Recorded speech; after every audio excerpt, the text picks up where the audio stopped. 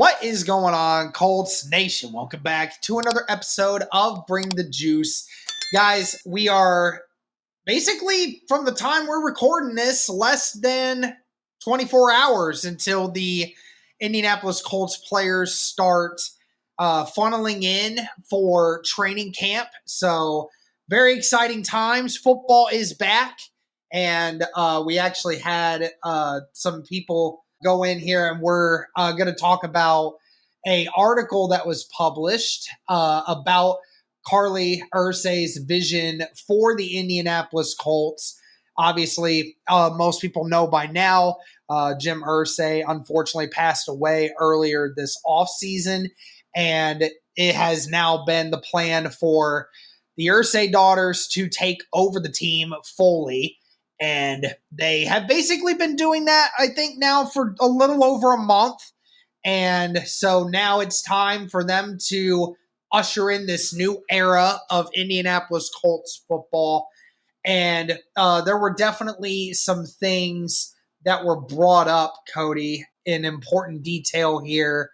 And I think the number one quote that I think a lot of people were talking about with what Carlie said about this new team going forward. She said, "I don't like talking just about winning." She said that winning just feels like it should feel like the bare minimum when it comes to certain things. She said, "I don't like talking about just winning. I like talking about being the best."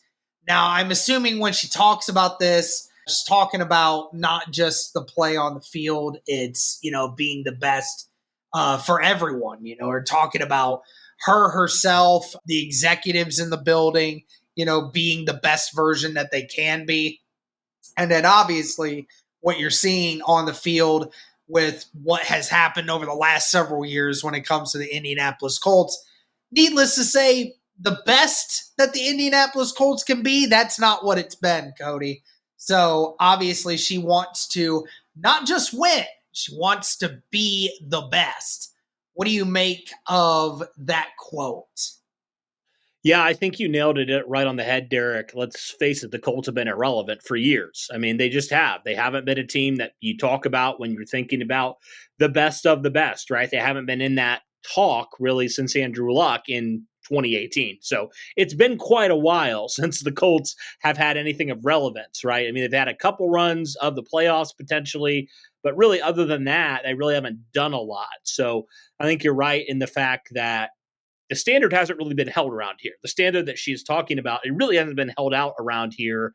And so, you're like, hopefully this is a sign of things to come in the positive way, right? Sign of this, what we've done the last, I don't even know how many years now, we haven't done enough to be considered acceptable by this franchise's standards, right? And so I'm hopeful that that's something where she looks at it and honestly can look at it with a little bit more of a critical eye than maybe at times Jim Irsay did, because we all know we love Jim Irsay. I think he was a great owner, but I think at times he could let his personal feelings about people maybe get in the way of the business decisions that maybe needed to happen, right? And hopefully Carlie can look at it a little bit more.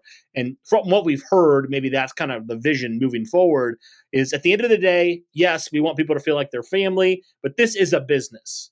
And in business, you have to be successful. And if you're not, you're going to become irrelevant pretty quickly, right? You got to be a step ahead of, you got to do things in order to get back to the way that, and catch up with, frankly, where everybody else is.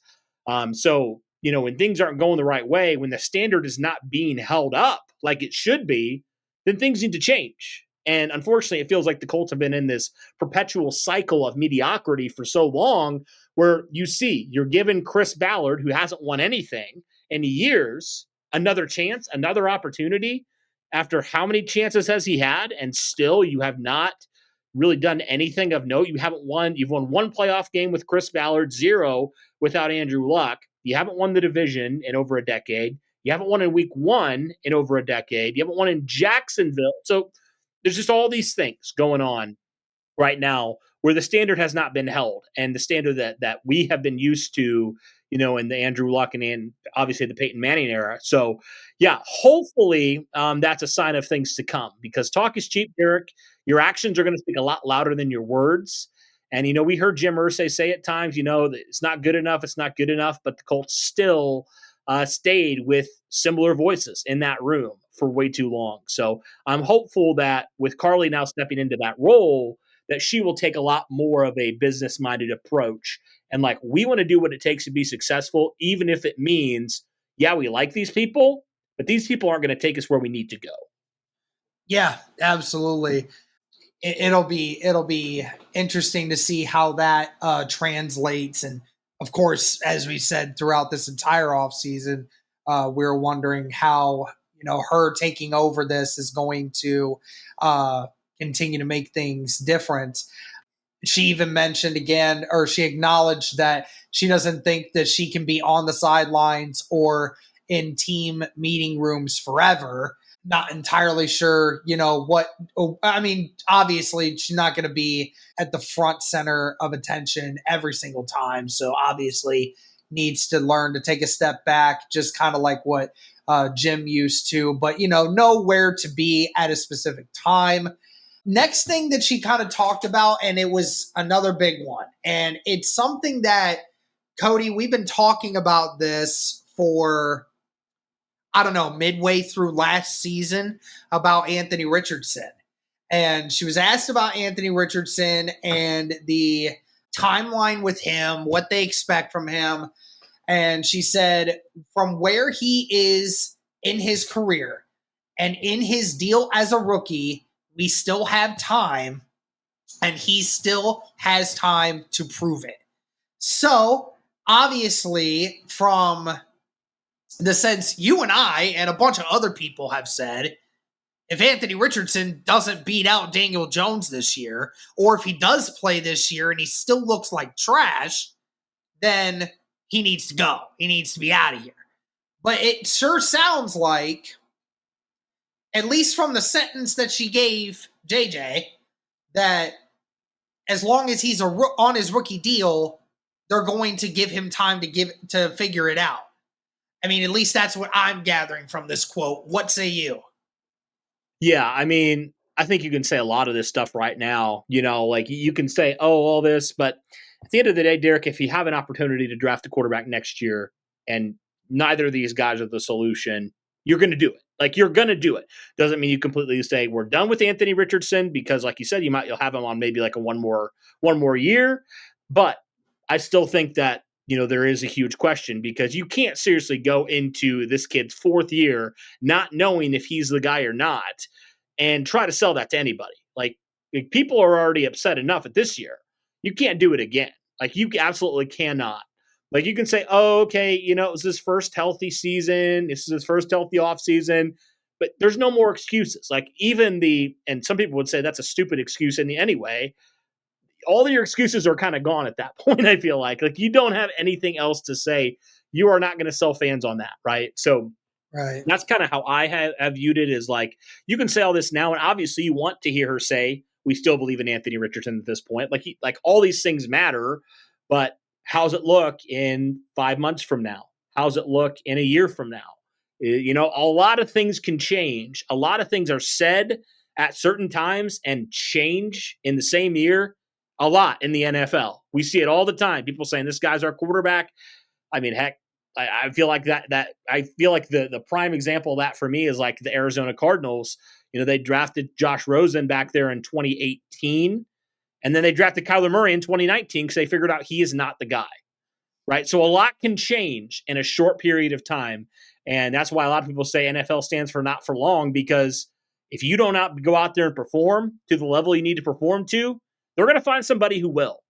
That's just the reality of business. That's the reality of the NFL. Yeah, it's a game, but also it's a business. And I think that's how we're hoping the Colts will operate is like, if you're not up to the standard, like I said earlier, we're going to ship you out and we're going to get somebody who is. Yeah, it'll be definitely interesting to see what that exactly means, because I know a lot of Colts fans are, certainly not willing to wait very long on Anthony Richardson. And I don't blame them at all. And who knows where we're going to go from here. Right. Actually, she mentioned a few more things when talking about that, stated that players and coaches have the most urgency in the short term, and then personnel and your GM are kind of in the middle. And then obviously, as the owners, the horizon is very long. So, as far as that goes, when she's talking about players and coaches with urgency in the short term, and then GM and personnel kind of in the middle, do you think she's just referring to it as, that's just how the way of the NFL works? Or do you think that is kind of what her viewpoint is on where this organization stands? I think it could be a little bit of both there, because that is the truth. Like, she's going to be the owner, I mean, for a long time. Like, they're going to be in that position for a long time. They are the boss, right? So at the end of the day, like, yeah, winning obviously matters, but if they don't win, she can just get somebody in here who will give them maybe another chance to win. Right. So I think that's kind of how it is. But also, I mean, I think it is the truth of, like, this is a big year for Ballard, for Steichen, and for Richardson, where they have to win now in the short term. Like, that is a reality. Like, this is a massive year. And if they don't live up to that standard, then they have, there's a lot more outside of them winning in the future of this franchise, in the years to come. And so that's also something I think just to keep in mind of, like, for owners, it's a long time period, and you kind of have to be somewhere in the middle, but also you understand, like, this is a long-term thing as well. Yeah, absolutely. Any other quotes that you know of, Cody, that I did not mention for this article? I mean, I like the idea of, like, how, giving Jim the credit of the legacy that he set up so that they can continue that legacy. That was good stuff. Yep. And the idea that, I love the quote she said, I don't like just talking about winning, but I like talking about being the best. And let's be honest, the Colts have not been the best in a long time. So that's very refreshing. But again, we've said it, Derek, talk is cheap. And everybody wants to say they're the best and want to be the best. But are you going to be willing to put your money where your mouth is at times and do what is necessary to make sure you are in that contention for the best? And sometimes you have been, sometimes you haven't been, to be honest with you. Not her specifically, but the team has not always done that. So I like those things. Like, I like a lot of the stuff that she said. But again, we'll see what happens when she has to make some tough decisions, and the girls have to make some tough decisions coming up, potentially. Are they going to actually go through with it? I mean, it remains to be seen. Yeah, definitely. It'll be very fun to see just how much everything changes, man. Absolutely. Yeah, it's going to be a very interesting season. all that to say, with Carlie and the girls now taking full control of this team. And, will we see some much needed change for this team if this team, once again, fails to meet expectations and fails to meet that winning standard? I don't know. There's a lot of things that I think there's a lot of ways this season could go, honestly. It could go pretty well. It could also not go well. I mean, really, I don't really have a lot of expectations for this year. So I'm just fascinated to see, number one, how the season plays out. And then number two, if it doesn't play out the way that you think it should, are you willing to make the necessary changes?